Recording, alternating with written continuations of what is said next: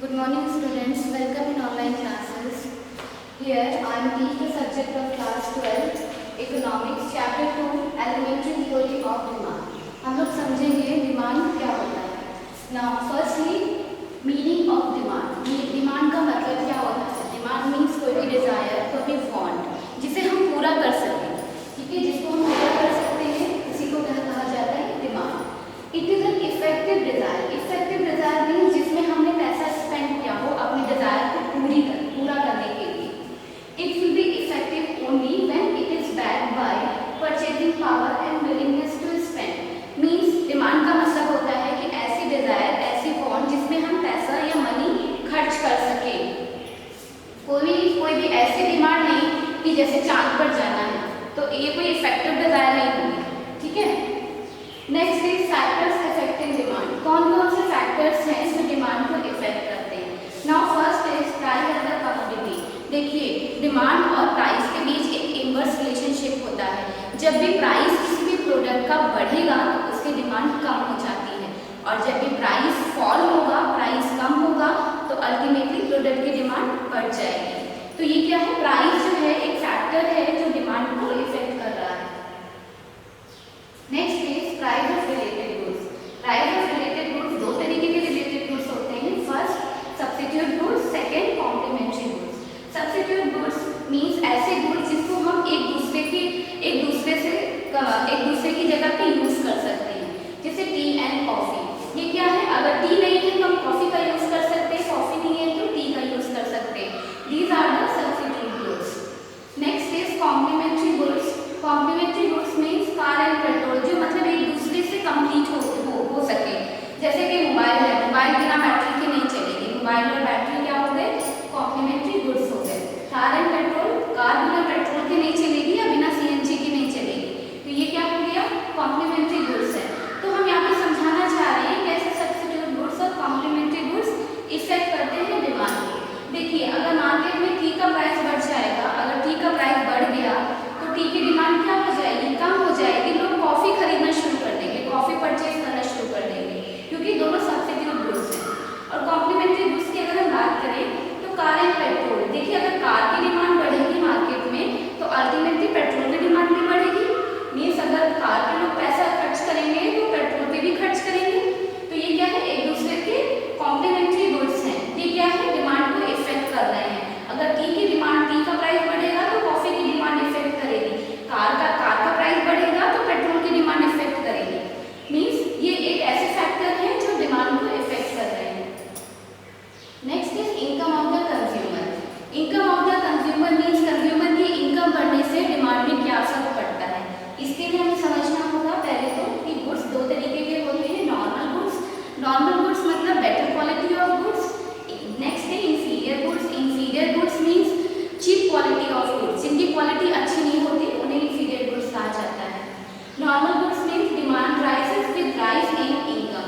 Normal goods जब customer की income या कंज्यूमर की इनकम बढ़ती है तो वो नॉर्मल गुड्स में ज़्यादा पैसा खर्च करता है, ज़्यादा स्पेंड करता है, तो उसे हम कहेंगे नॉर्मल गुड्स. मीन्स कंज्यूमर की प्राइस बढ़ेगी तो नॉर्मल गुड्स की डिमांड बढ़ जाएगी.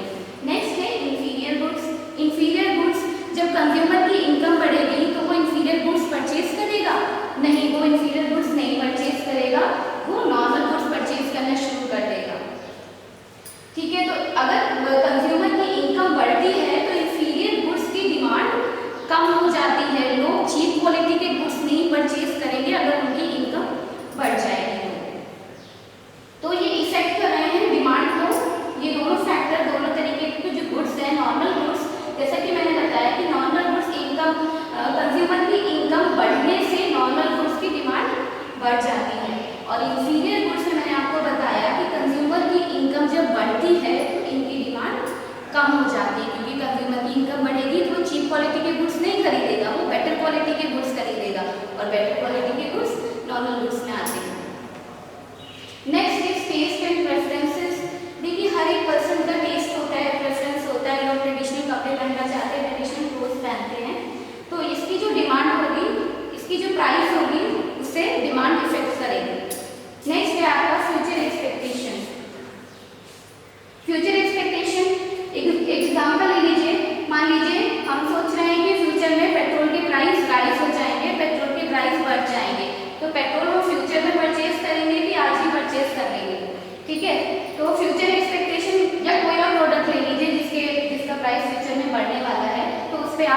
आज ही स्पेंड करना चाहेंगे, फ्यूचर में नहीं।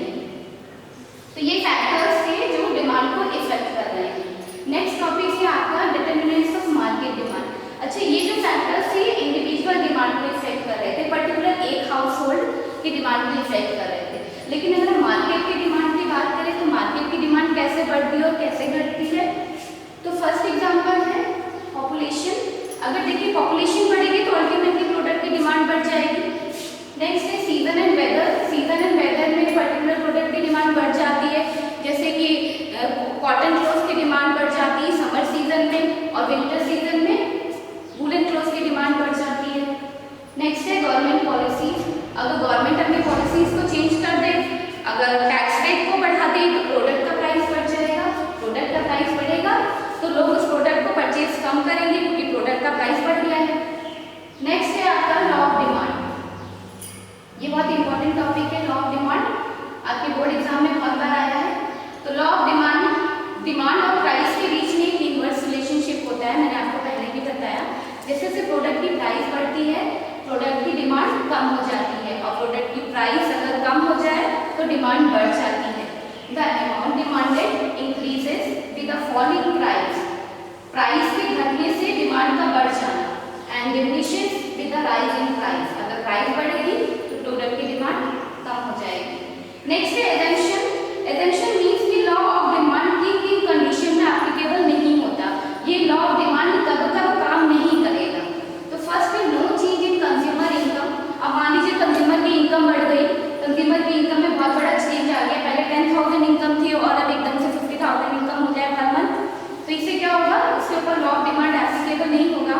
किसी के प्रोडक्ट के प्राइस के बढ़ने या घटने से उसकी परचेजिंग पावर पे कोई इफेक्ट नहीं पड़ेगा। नेक्स्ट है no change in price of related goods. Related goods मैंने आपको बताया दो तरीके के होते हैं, substitute goods and complementary goods. तो सब्स्टिट्यूट गुड्स या कॉम्प्लीमेंट्री गुड्स के प्राइस में चेंज नहीं होना चाहिए। नेक्स्ट है no change in consumer taste. Consumer taste नहीं चेंज होना चाहिए। जैसे कुछ लोग हैं जो ब्रांडेड ड्रेस ही पहनना चाहते हैं, ब्रांडेड क्लोथ्स ही परचेज करते हैं, तो उनके ऊपर इफेक्ट नहीं पड़ता कि उनके ब्रांड के प्राइस बढ़ रहे हैं या घट रहे हैं, उन्हें ब्रांडेड ही पहनना है। तो यहाँ पर आपका लॉ ऑफ डिमांड एप्लीकेबल नहीं होता है। Next is demand schedule. अब इस लॉ ऑफ डिमांड को हम लोग डिमांड शेड्यूल से समझेंगे। डिमांड शेड्यूल मीन्स ऐसा शेड्यूल जिसमें प्राइस डिफरेंट प्राइसेस पे डिफरेंट डिमांड दे रखी हो। जैसे कि मैंने यहाँ पे एक एग्जांपल लिया है, price of sugar and quantity of sugar. मतलब अगर आपका प्राइस 30 रुपीज है तो आप 1 kg शुगर परचेज करते हैं। अगर 29 रुपीज हो गया तो डिमांड बढ़नी चाहिए लॉ ऑफ डिमांड के लॉ ऑफ डिमांड के कंपैरिजन में। तो देखिए डिमांड बढ़ गई, लोग 2 kg परचेज करेंगे। अगर 28 हो गया प्राइस तो 3 kg परचेज करेंगे। इट मीन्स मैं यहाँ पे ये बताना चाह रही हूँ कि there is a inverse relationship in between the demand and price. अब हम समझेंगे डिमांड कर्व। इसी शेड्यूल से हम डिमांड कर्व समझेंगे। देखिए अगर प्राइस 1 है तो डिमांड 30 है, 2 है प्राइस तो 29 है प्राइस तो डिमांड है 2 kg। तो देखिए यहाँ पे पहले तो आपको लॉ ऑफ डिमांड बनाने के लिए ग्राफ बनाना आना चाहिए। यहाँ पे हम रखते हैं ओ एक्स एक्सिस और यहाँ पे रहेगा ओ वाई एक्सिस। ओ एक्स एक्सिस में हम हमेशा क्वांटिटी को दिखाते हैं और ओ वाई एक्सिस में प्राइस को दिखाते हैं। डिमांड कर्व जो आपका बनता है वो स्लोपिंग डाउनवर्ड बनता है, ये देखिए स्लोपिंग डाउनवर्ड। इसमें हमको इनवर्स रिलेशनशिप को दिखाना है। तो देखिए मान लीजिए कि दूसरी पोजीशन ले लीजिए कि ये आपकी प्राइस है तो आपका डिमांड ये है, ये आपका डिमांड है और ये आपकी प्राइस है। अगर हम प्राइस को बढ़ा दें, ये देखिए हम प्राइस को बढ़ा दें, अगर हम प्राइस को इंक्रीज कर दें, प्राइस को बढ़ा दें, तो ये देखिए अल्टीमेटली इनवर्स रिलेशनशिप को शो करेगा। आपकी डिमांड जो है वो डिक्रीज हो जाएगी, कम हो जाएगी। पहले ये लेवल था आपका Q लेवल, अब Q1 लेवल हो जाएगा। पहले आपकी प्राइस P थी, अब P1 हो जाएगी। तो देखिए ये डिमांड कर्व जो है वो शो कर रहा है कि डिमांड और प्राइस के बीच में एक इनवर्स रिलेशनशिप है। एक कंडीशन और ले लेते हैं, अगर प्राइस कम हो जाए, ये देखिए प्राइस कम हो रहा है, अगर प्राइस कम हो जाए तो ये देखिए ये आपका एग्जिस्टिंग लेवल की डिमांड थी और ये डिमांड आपकी बढ़ गई। तो जब भी आपको डिमांड कर्व बनाने के लिए एग्जाम में आए तो आपको स्लोपिंग डाउनवर्ड डिमांड कर्व बनाना है और इसका एक नाम रख देना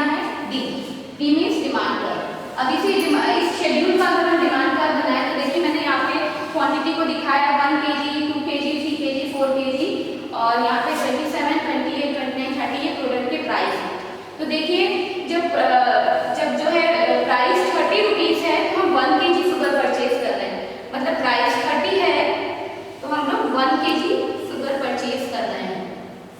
जब प्राइस 29 हुआ तो 2 kg, ये देखिए 29 में 2 kg, 28 पे 3 kg,